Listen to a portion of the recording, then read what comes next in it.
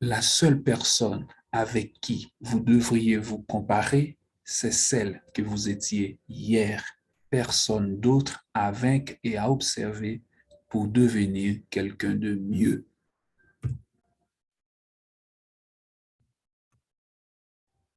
Avant de vous diagnostiquer une dépression ou une faible estime de soi, assurez-vous d'abord que vous n'êtes pas juste entouré par des idiots.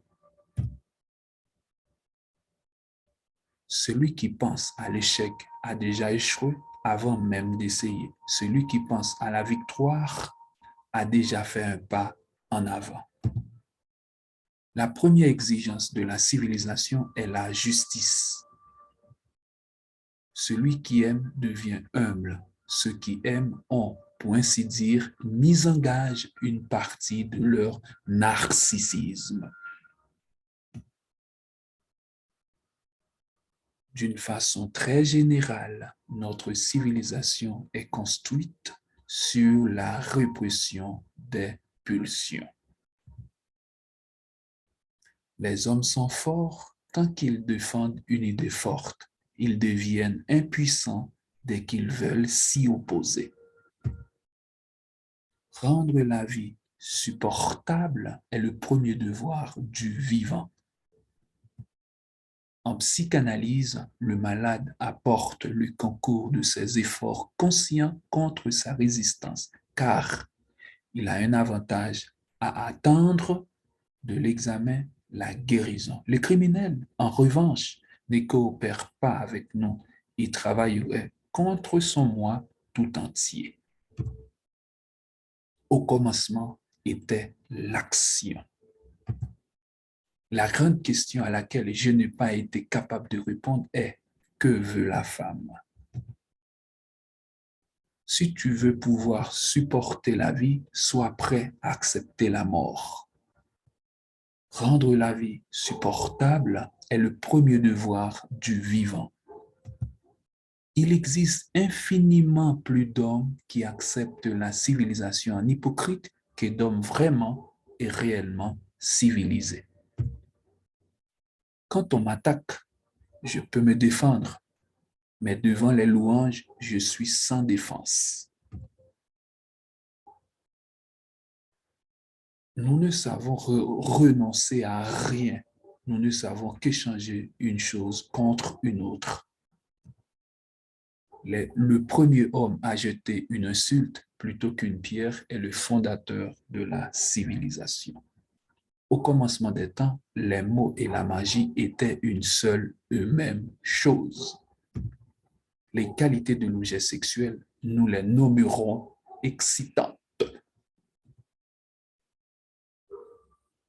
On ne devient pas pervers, on le demeure. La conscience est la conséquence du renoncement aux pulsions. Les chiens aiment leurs amis et mordent leurs ennemis, à la différence des êtres humains qui sont incapables d'amour pur et ne peuvent s'empêcher de mélanger l'amour et la haine dans leurs relations mutuelles. L'homme a un instinct sadique et la femme un instinct masochiste, lesquels sont inconscients, donc incontrôlables. En plus de la nécessité, c'est l'amour qui est le plus grand éducateur. La civilisation doit tout mettre en œuvre pour limiter l'agressivité humaine. Le besoin sexuel, loin d'unir les hommes, les divise. Il me paraît indiscutable que l'idée du beau a ses racines dans l'excitation sexuelle et qu'originairement, il ne désigne pas autre chose que ce qui existe, ce qui excite sexuellement. Je répète, il me paraît indiscutable que l'idée du beau a ses racines dans l'excitation sexuelle et qu'originairement, il ne désigne pas autre chose que ce qui excite sexuellement. Il y a deux manières d'être heureux dans cette vie. L'une est de faire passer par un idiot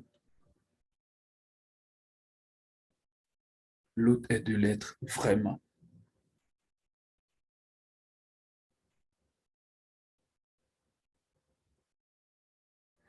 Nos vulnérabilités sont nos meilleurs atouts. Être tout à fait honnête avec soi-même est un bon exercice. L'amour et le travail sont les pierres angulaires de notre humanité.